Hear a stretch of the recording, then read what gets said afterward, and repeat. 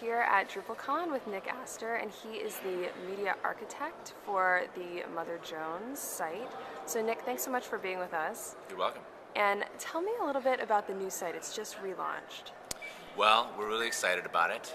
It's beautiful and offers a lot more functionality and interesting things that we didn't have on the old site. Tell us about the comments, because you can do two things on your site that I think are really interesting. Even on our old site, which had a relatively rudimentary comment system, we saw that not only did people love to comment and love to discuss, usually in meaningful ways, but that when it came to particularly important pieces of journalism, people actually got engaged enough to propose suggested actions, solutions, ways to react in a positive manner to the kinds of problems and issues that our journalists were exposing. And even with this rudimentary comment system, we actually observed that folks, in some cases, actually managed to organize themselves, identify who they were, and in some cases, even influence things like legislation. Built it in Drupal, which we're particularly excited about. We have a whole sort of sea of possibility before us. In terms of the technology. And so the first thing that we've done, which is very subtle, and we're sort of an experiment, see if people use it, we've allowed people to tag their comments as either a proposed solution or a documented result.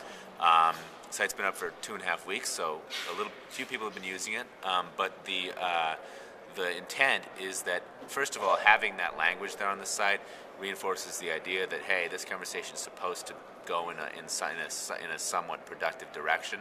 The second thing that it does is that hopefully people will actually use it and they will say, look, here's an idea that might address this problem, or here's something that I've actually done and I want to describe it here with regards to this problem.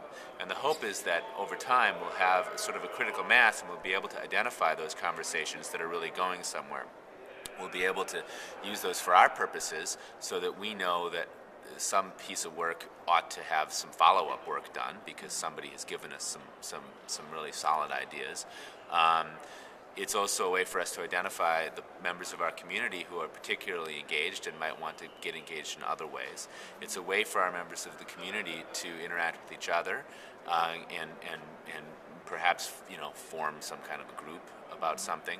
Hopefully it's a way to actually be able to see that action took place by virtue of our journalism, and that there's a tangible result that we can point to and say, wow, this actually led to that. And the second thing that we've done is we've actually put a small tip jar link at the bottom of every article. We're hoping that again reinforces that message, and you've read something that was meaningful to you that you feel actually may have the opportunity to provide some kind of impact to things that you care about, and if you have the opportunity to put a few pennies in the jar, our writers certainly appreciate it. By putting the tip jar in a location with some of the other typical tools such as an opportunity to forward the article, it just reinforces the relationship between the tip jar itself and your opportunity to support and that actual piece of content, that article or even that blog post or whatever it happens to be. Again, it reinforces the connection between the article and the action that you might be able to take place. This article really moved me. Wow, I'd like to support more of this. So, tell me what reader-supported journalism means. I saw that on your site. Thanks, I'm glad you noticed. We are a nonprofit organization, and amazingly, we discovered that the majority of our online readers actually didn't know that in the past. Much less did they know that there were opportunities to support us. And as a nonprofit, the majority of our funds to keep us running are actually given to us by our readers and our supporters. By simply putting front and center on the front page, this is reader-supported journalism. I think it does a couple of things. Hopefully, perhaps it brings us some support, but also it reinforces this idea of community, and that's what this is all about. As we move forward, we're going to hopefully be able to interact much more meaningfully with our readers, and we hope to be able to do things like bring on reader moderators. We hope to be able to possibly provide an opportunity for readers to produce their own content and ideas.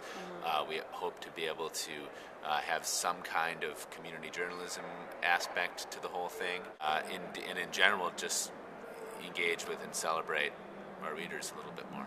Great, thanks so much.